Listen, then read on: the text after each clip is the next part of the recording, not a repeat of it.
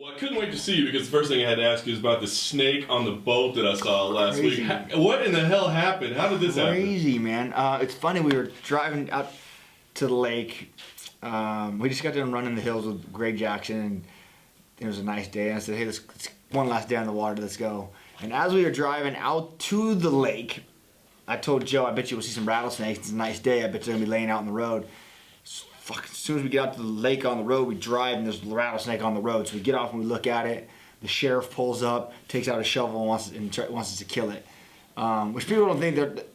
Listen, snakes are like a giant nuisance. So people think like, they always comment like, you guys are fucking killing it. But until it bites your dog or bites your kid, right? Like there's like a serious overpopulation of rattlesnakes. Like, so all the park and rec and the rangers kill on sight. Like it's not like oh, maybe I'll catch it. And no, it's like they kill them, right? Because they're a huge nuisance, especially in the campgrounds and around where people are. Like I said, it's all fun and games until your kid or your dog or yourself gets bit, right? Because especially in that rural area, the nearest antivenom or hospital is 2 hours away. So you're in trouble. Oh, you're dead. Yeah, there'd be no. So people are always like, I can't believe you would kill it. Like, what's wrong? Like, well, all right, whatever. But so let's get that out of the way. So we saw him. The state sheriff is there with his shovel killing it. So I was like, give me your gun, bandit. I'll shoot him. And he started laughing, gave me the shovel. We killed it with. Then we were just going out in the water playing. I had no clue, and I stopped, filled up my ballast tanks, and I was just about to jump in the water, and the huge boy comes crumbling across the water. Now I've heard stories of snakes in lakes before, and I've heard a story that about 2 years ago at our lake, a girl died, was wakeboarding, and she fell right around this time of the season because it's breeding season, and they said she fell into like a ball of rattlesnakes. Now I don't know how embellished this was. Right. And I was like a ball of rattlesnakes, which is weird because that's how they breed, in a ball, right? One female and a bunch of males. And because rattlesnakes give live birth, they're not eggs. Any venomous snake is a live birth. Another cool fact. So she fell into it and I guess got attacked. And I was like, I've never even seen a rattlesnake swim in the water. Me neither. And then all of a sudden, there he was. Huge boy, like as big as my hand, his head. And we stopped and he just started coming right at us, and we'd move and he'd come after us. And it's like, it wasn't like he was coming at us, but it was like he was trying to come to land, or the nearest thing he could, right? So he kept trying to swim the boat, and he got up on the swim deck in the back, and I was like, dude, if this fucking 8-foot rattlesnake gets in the boat, you want to talk about pandemonium? I don't know. Or I just say, you can have the boat, it's yours. You know what, it's your boat, do what you want with it, right? Yeah, it was crazy. It was insane how big he was. Crazy. And did you guys shoot it or how? Yeah, Ace trained a couple of my buddies. They took turns trying to shoot it, but shooting a 38 out of snakehead while it's coming at you is. They only had 5 shots in the revolver, so I just took it with an oar and whacked it and killed it. And I got it. I took it with an oar and I knocked it out. Then I grabbed him behind the head and he woke up, and so I took a pair of pliers and just smashed his brain. Whoa! So by the time you took the picture, he was. Yeah, when I had it, his mouth was open. No, he was still alive right there. Yeah. I just had a real good grip, and he was, dude.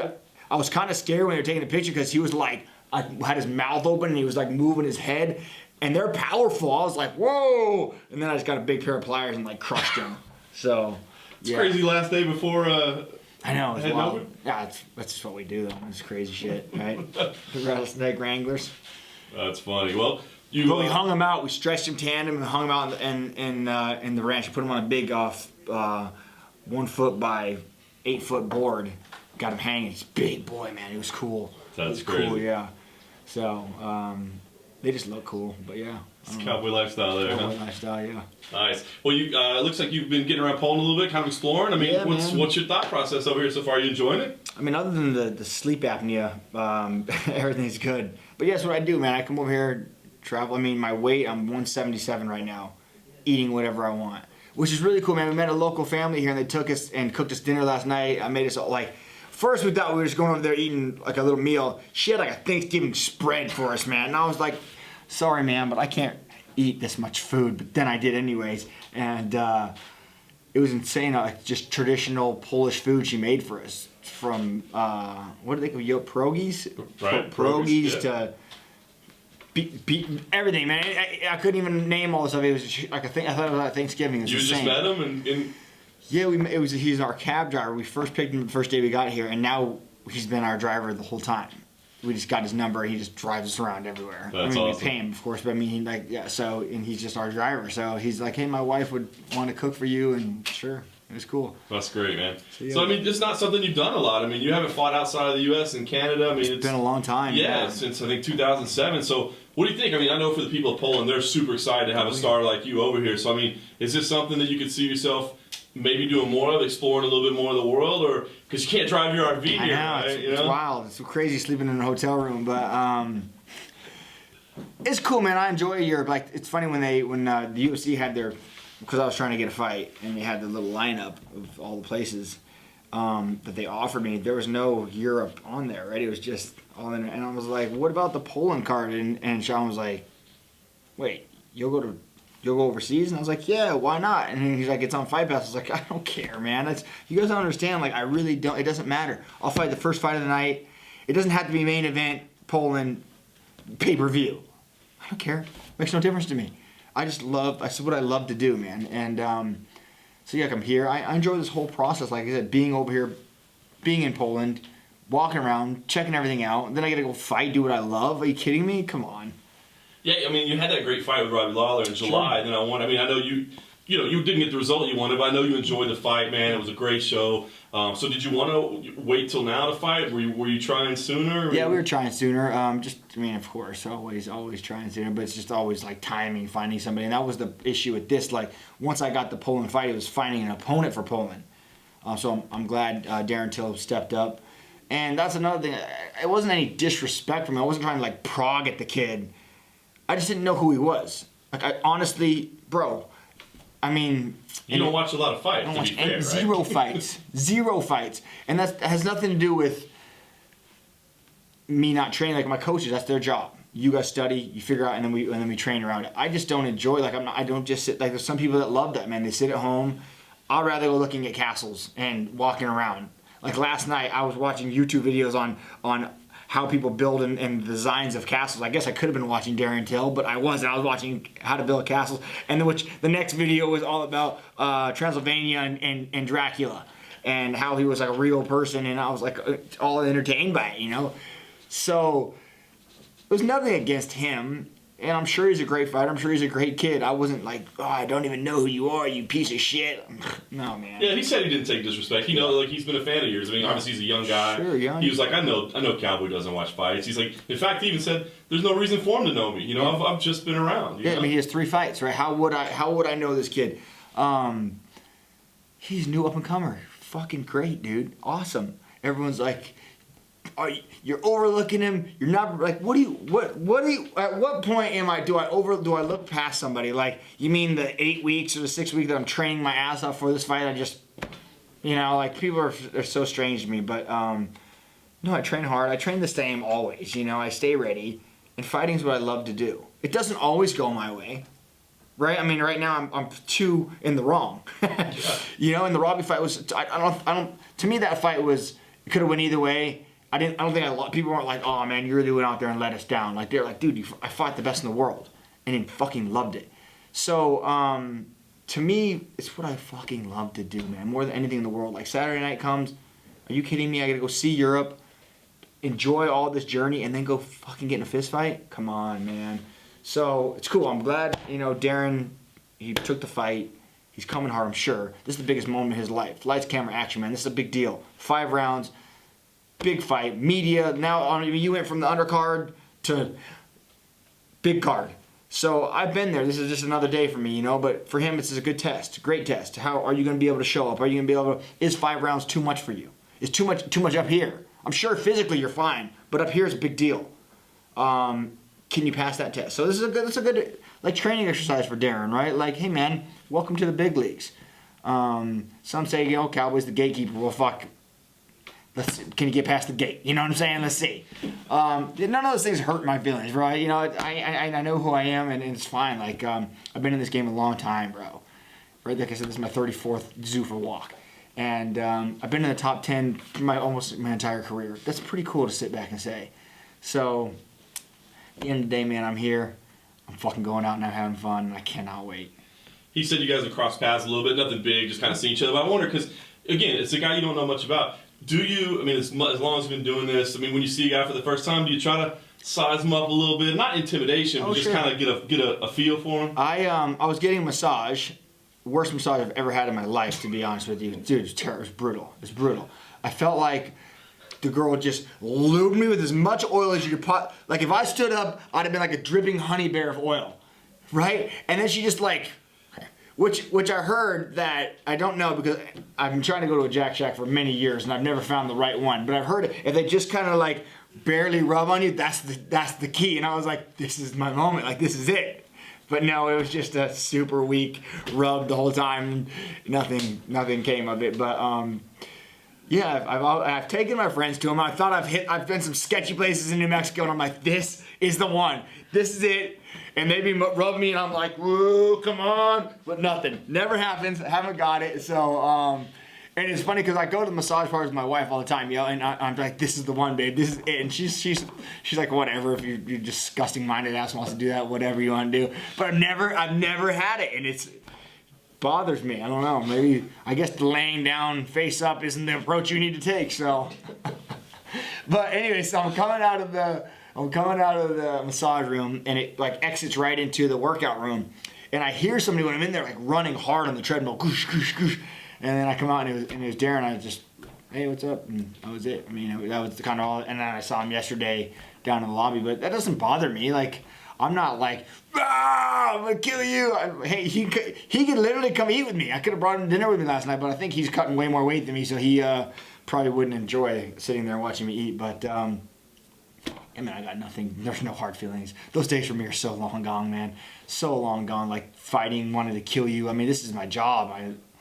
No, nothing. When your coaches break down guys for you, do they tell you things to watch out and be careful of or look for, or is it more just kind of steering you in the right direction? Oh no, so like Brandon Gibbs is super good at it, so is Joe Schilling, and those are my striking coaches, and I'm working with Izzy Martinez in my wrestling, and so he sees where he's vulnerable or available for takedowns, and jiu-jitsu, my guy H-Train. But as far as like the striking, I know he's a southpaw.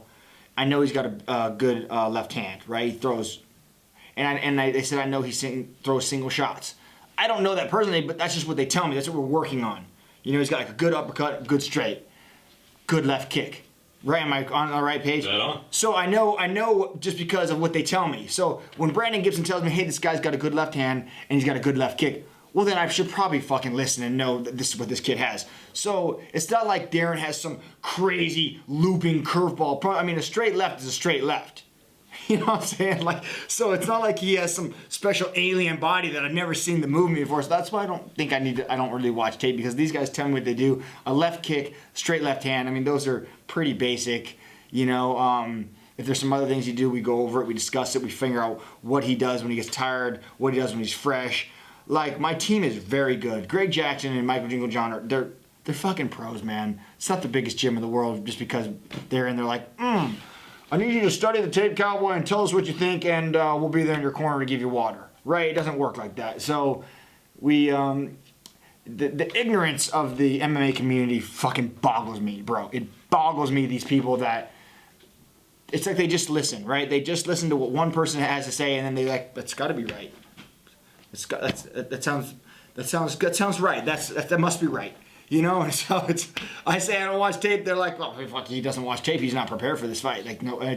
So who knows? My coaches watch. They break it down. They've seen all his fights. I mean, Joe Schilling was watching old kickboxing fights that they found of this kid on the flight over here. Wow. You know what I mean? Like, they do their research. Yeah. And then they forwarded me, and I just laughed like, I'm really gonna watch that. Come on, guys. There's fucking Castle documentaries on I could be watching.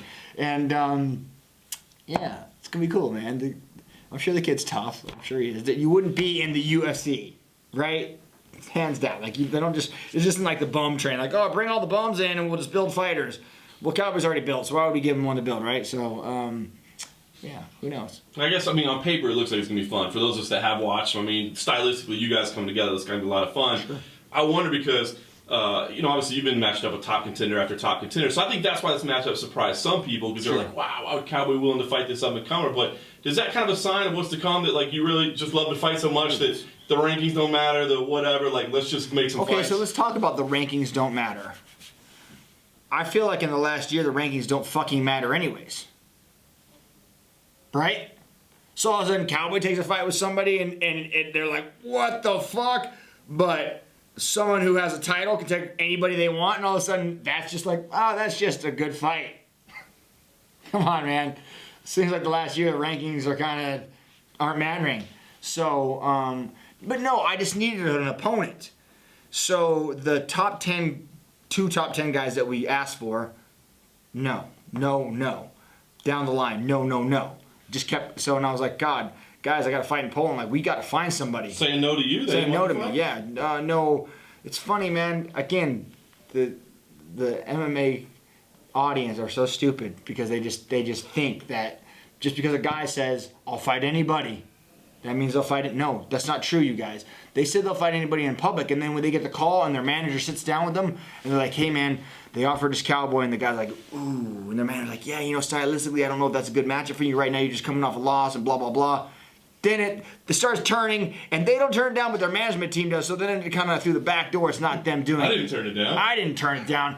They wasn't a good, and fucking, so to me that drives me fucking through the wall. Like I had two people that were like on the fence and then didn't work. So for Darren to just say, you know what, I've only had a couple fights, I'll fight a fucking legend, let's go. Dude, right on, bro. Because I was that son of a bitch kid when I was, I remember taking those fights like, yes, right? So it's cool. It's fucking awesome, man. My hat's off to the kid. He's fucking, I think he had 5 or 6, he just came off a good knockout win. So the steam's running on him, and he's like, okay, let's go, right? Good opportunity for him. Why not? And, but it's just the people say no all the time. It's fucking asinine to me. So career-wise, is this a smart fight moving in the forward direction for my rankings? Probably not. This doesn't do nothing, right? Not that's something for Darren if he wins. For Darren, he can do some serious leapfrogging. Mm-hmm. But for me, no, nothing. But why? Like I said, why be the guy that says I will fight anyone, anywhere, anytime? Oh, except for him, right? So if I'm gonna say that, I gotta live by it. I feel like as long as we've been talking, you've always said the one thing I want in my career is I want to be must-see TV. I want to be the guy that when he's on, you find a bar, you find a TV. I want the UFC to post Cowboy and Poland Fight Pass, and people say, "What the fuck is Fight Pass?" I gotta figure out what Fight Pass is. How do we watch this fight? That's what I want. I want you guys to come on and have the biggest draw in the Fight Pass history, right? Because people have to figure out how they're gonna watch the Cowboy fight because they know the son of a bitch is going in there, biting down and giving it all. Win or lose, I just want people to know he fights with everything he's got.